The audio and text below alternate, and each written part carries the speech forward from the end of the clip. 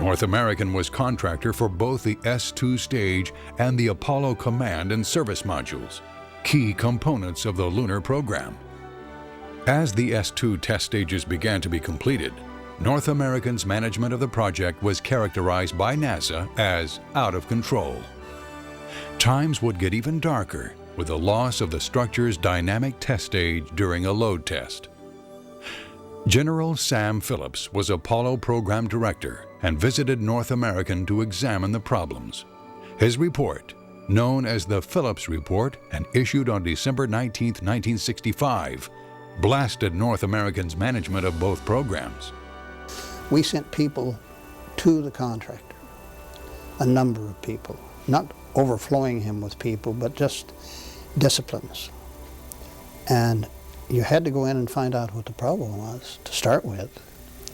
And so what we did is have the people go out there, call the man that was heading up the program for them out there, and the people that worked for him, and told them what we were going to do, the cooperation we expected, and that they'd be there, and the hours that their people were working and our people were working did not matter. Eberhard Rees, Von Braun's deputy in Huntsville, summarized the seriousness of the problem, stating that the first manned lunar landing may slip out of this decade, considering the present status of the S-2 program. We're going to solve this thing. Our flag is flying, but it's half-mast right now if we don't do something about it. And so immediately we would hop on the contractor, and we'd have from the laboratory the expert or the experts that were necessary to go out and help solve that problem with the contractor. And there was no way that the contractor could say, well, I can't get any help, or vice versa.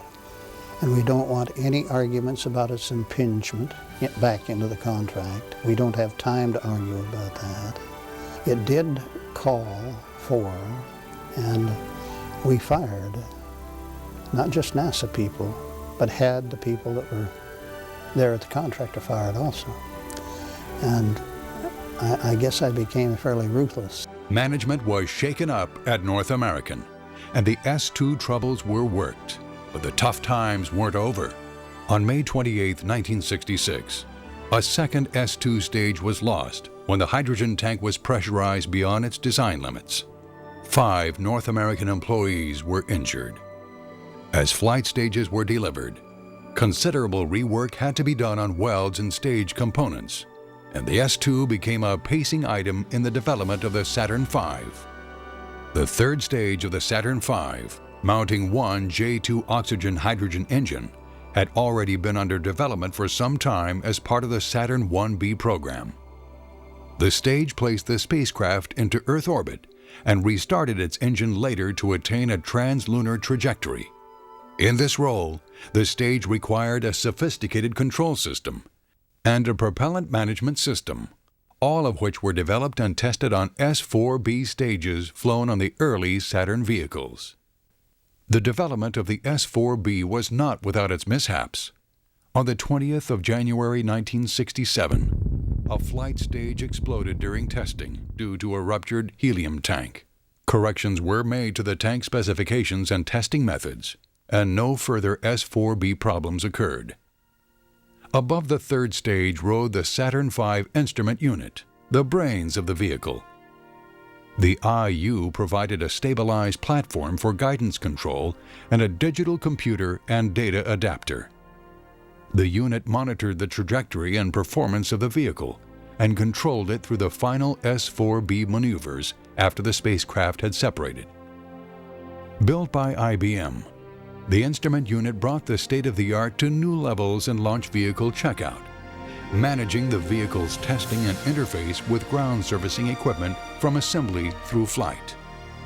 As the Saturn V components became fully developed and the first flight neared, new launch facilities were required to service and prepare the Mammoth rocket for flight.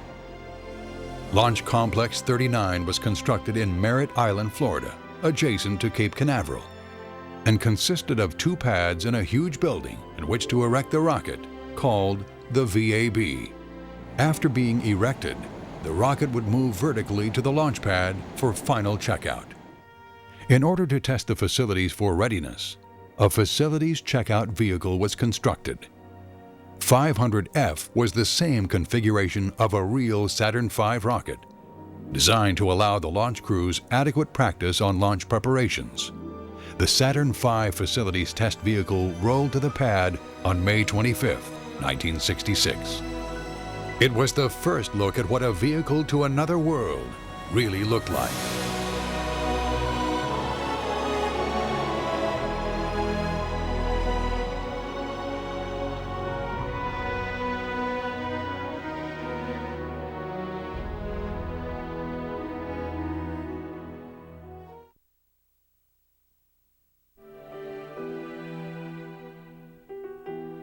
On August 26, 1967, the first flight-ready Saturn V vehicle was rolled to the pad. SA-501, designated as Apollo 4, would be a launch vehicle test carrying an Apollo spacecraft. The rocket would also carry a simulated lunar module. The Huntsville rocket team used an incremental approach to flight testing, first testing lower stages and building upon each stage on successive flights. In this way, the dynamics of each could be well understood. For the Saturn V, an all-up flight testing method would be employed, with all stages live from the very first mission. In the first place, you were dealing with power that you'd never seen before. You were dealing with stresses that you'd never seen before. And you'd tested and tested and tested to try to get the misunderstanding, if you will, out of there. Time became a major decision maker for us. I don't know how one would have changed that approach. As with any new vehicle and new launch facilities, problems were encountered, but much was learned, and finally the launch of SA-501 was scheduled for November 9, 1967. And it took 24 hours a day to do that kind of work. But it was such a pleasure because the people were so cooperative. Once they found out that this was going to work, once they found out that the costs at least were under control, the time was getting better and better, why, those things helped stop all of the problems and start the people looking and smiling. You could even see the smiles on the faces as the days went on. When Apollo 4 left the pad, the Saturn V first stage was generating 160 million horsepower, twice as much power as all the rivers and streams in the United States running through hydroelectric turbines at the same time. It was the size of a 36-story building and weighed more than a Navy destroyer.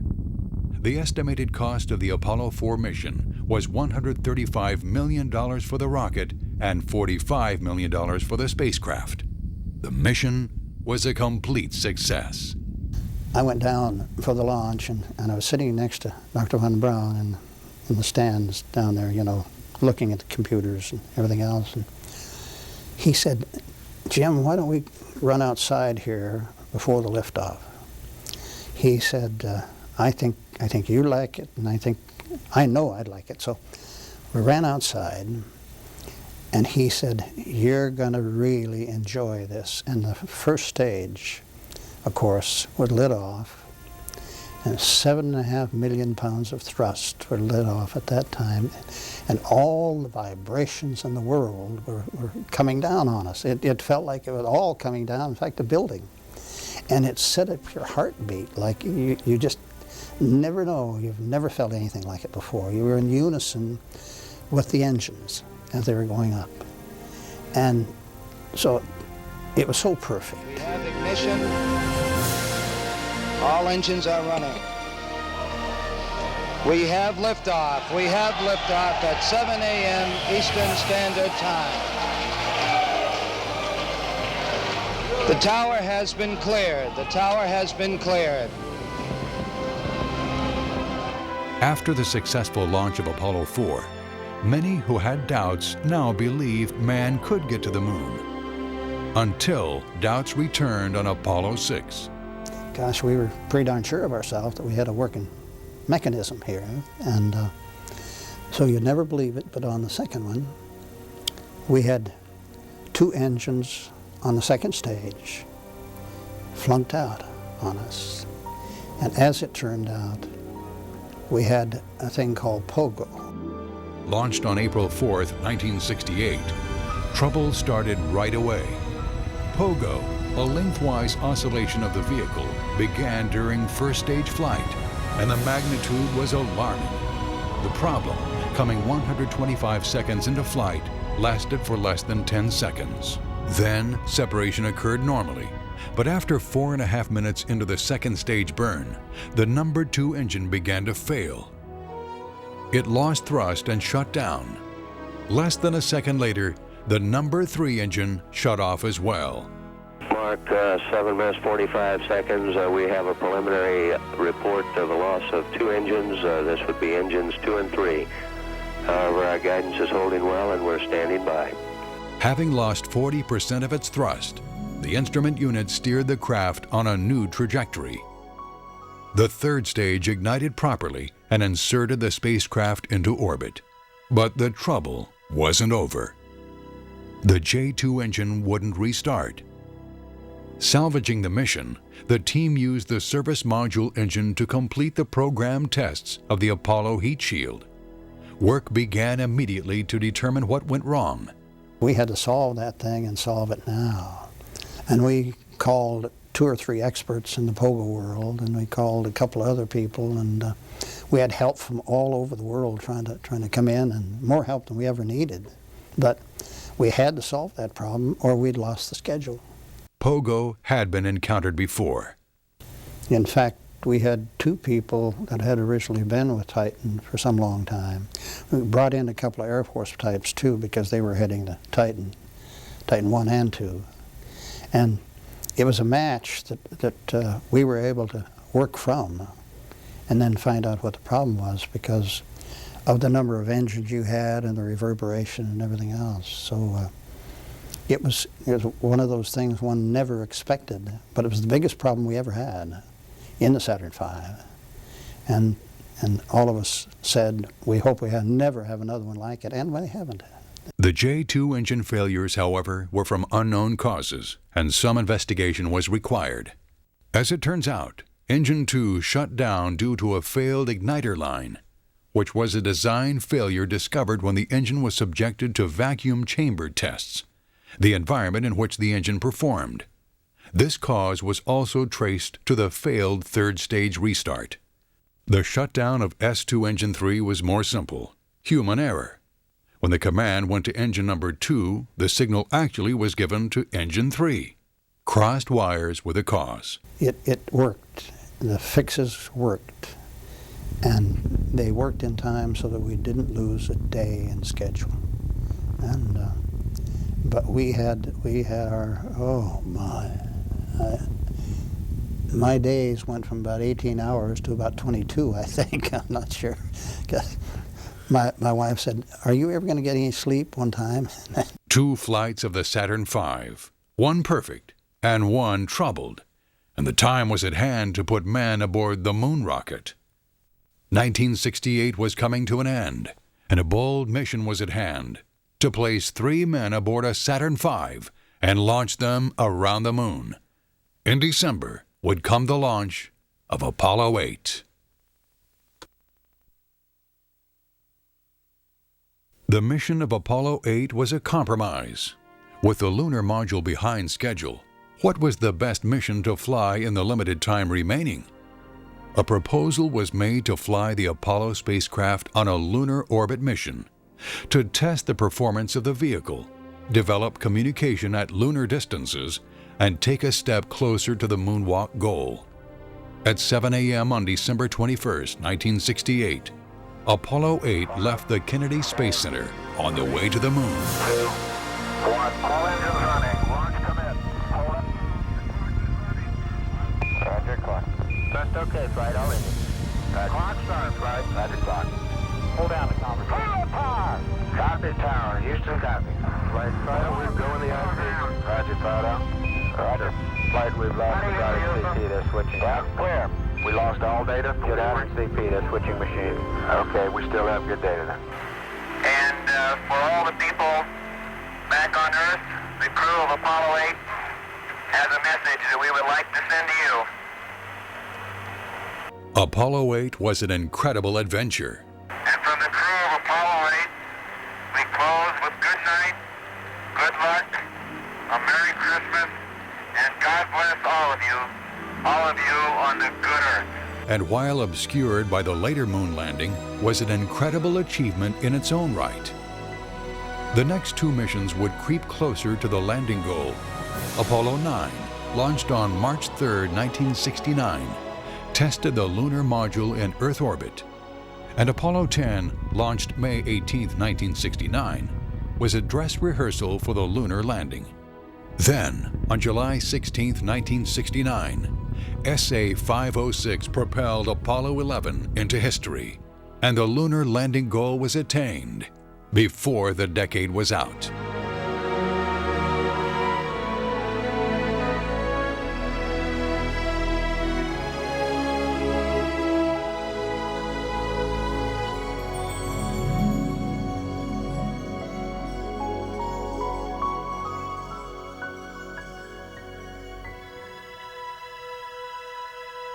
After Apollo 11, the flight schedule was slowed, with 2 flights scheduled per year. Apollo 12, launched November 14, 1969, was unique by being launched into a heavy downpour. Shortly after launch, the vehicle was struck by lightning. Okay, we just lost the platform, gang. I don't know what happened here. We had everything in the world drop out. Got the third fuel cell. Okay, now we'll straighten out our problems here. I don't know what happened. I'm not sure we can get hit by lightning. The spacecraft continued on its way, and the mission was a complete success. Apollo 13, launched in April of 1970, featured a shutdown on one Stage 2 engine, but the performance of the launch vehicle was otherwise normal. A failure of the Apollo spacecraft caused an aborted lunar mission and narrow return to Earth. Apollo 14, 15, 16, and 17 rounded out the lunar missions, with the Saturn V launch vehicle performing near perfectly. And the last Saturn V was used to launch the Skylab space station on May 14, 1973. 2 additional Saturn V launch vehicles had already been produced, but were not used, and are now on display as museum exhibits. After Saturn V flight stopped, the United States began development of the reusable space shuttle for future manned missions. The era of the Saturn V was over. The legacy of the Saturn V is profound, not only for the attainment of the lunar goal, but for the conception and construction of a launch vehicle that is yet unmatched in power and success record. The Saturn V program was directed by the Marshall Space Flight Center in Huntsville, Alabama, under the direction of Wernher von Braun. Heading up the Saturn V program was Arthur Rudolph, who worked with von Braun in Germany as production manager of the V-2 program. The German V-2 program used slave labor, and in 1975, an ex-inmate of the Dora production facility wrote a book leading to an investigation of Rudolph in 1984. The result, the man who led the Saturn V program was stripped of United States citizenship and forced to leave the country forever. All of the time that Arthur Rudolph spent and did, our country paid him a poor, poor message. And I'm just still sick about it. I went over to Hamburg with after he had to move out of the country, and spent about 3 days over there with him, and had a wonderful time. And he never got the credit from our country that he should have had. There's still nothing like the Saturn V. But the men and women who designed and built the Saturn V